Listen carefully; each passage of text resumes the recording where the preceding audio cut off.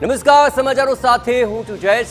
Agenda at 9 માં સૌપ્રથમ વાત કરીશું વિધાનસભા સત્રની, જેનું આજથી પ્રારંભ થવા જઈ રહ્યો છે।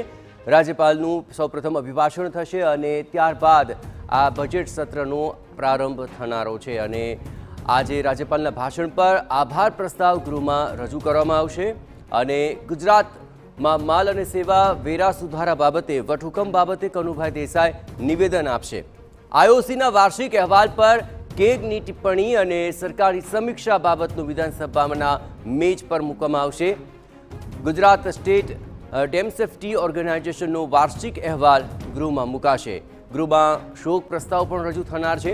પૂર્વ વડાપ્રધાન મનમોહનસિંહ, કડીના ધારાસભ્ય કરસન સોલંકી સહિત પૂર્વ ધારાસભ્યોને શ્રદ્ધાંજલિ પણ આપવામાં આવશે। આ સાથે આરોગ્ય પ્રધાન ઋષિકેશ પટેલ ગૃહમાં ગુજરાત ક્લિનિકલ એસ્ટાબ્લિશમેન્ટ રજિસ્ટ્રેશન અને નિયમન સુધારા વિધેયક રજૂ કરશે।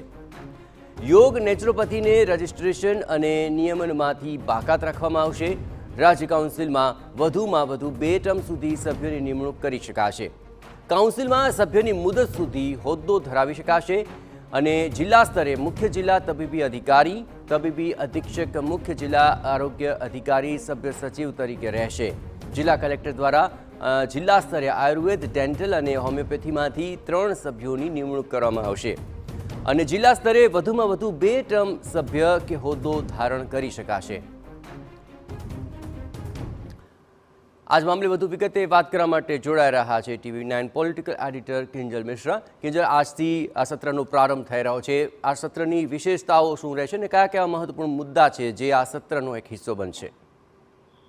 15મી વિધાનસભા છે કે જેની આજથી જે બેઠકો છે તે યોજાવાની શરૂ થઈ જશે। રાજ્યપાલના જે સંબોધન છે, સંબોધન અને આભાર પ્રસ્તાવ સાથે જે સંબોધન સાથે વિધાનસભા ગૃહની 12 વાગ્યાથી શરૂઆત છે તે થવાની છે। ત્યારબાદની જો વાત કરવામાં આવે તો પૂર્વ વડાપ્રધાન મનમોહનસિંહ, તેની સાથે જે કરસનભાઈ સોલંકી ધારાસભ્ય, પૂર્વ ઉપાધ્યક્ષ શંભુજી ઠાકુર, જેમના મૃત્યુ થયા છે, તેને લઈને જે શોક પ્રસ્તાવ છે, શોક પ્રસ્તાવ મૂકવામાં આવશે। દિવસભરની શરૂઆત ની જો વાત કરવામાં આવે તો અલગ અલગ શોક પ્રસ્તાવ બાદ જે અલગ અલગ બિલ છે, બિલને લઈને આવતીકાલથી ચર્ચા થશે, પરંતુ મેજ ઉપર જે ડોક્યુમેન્ટ મુકાવાના છે તેની અંદર આઈઓસીનો વાર્ષિક અહેવાલ છે તે મુકાવાનો છે। તેની સાથે જ ગુજરાત સ્ટેટ ડેમ સેફ્ટી ઓર્ગેનાઇઝેશનનો જે વાર્ષિક અહેવાલ છે તે મુકાશે। જે એક કાયદામાં સુધારો કરવામાં આવ્યો છે તેને લઈ અને આરોગ્ય પ્રધાન Rishikesh Patel Gujarat clinical establish registration અને નિયમન સુધારા વિધેયક છે તે ગૃહમાં રજૂ કરવાના છે અને તેની સાથે જ જે અલગ અલગ આજે કાર્ડ કેમ લાવવામાં આવ્યો છે તેમાં સુધારો કેમ કરવામાં આવ્યો છે તેને લઈને પણ રજૂઆત છે તે થવાની છે।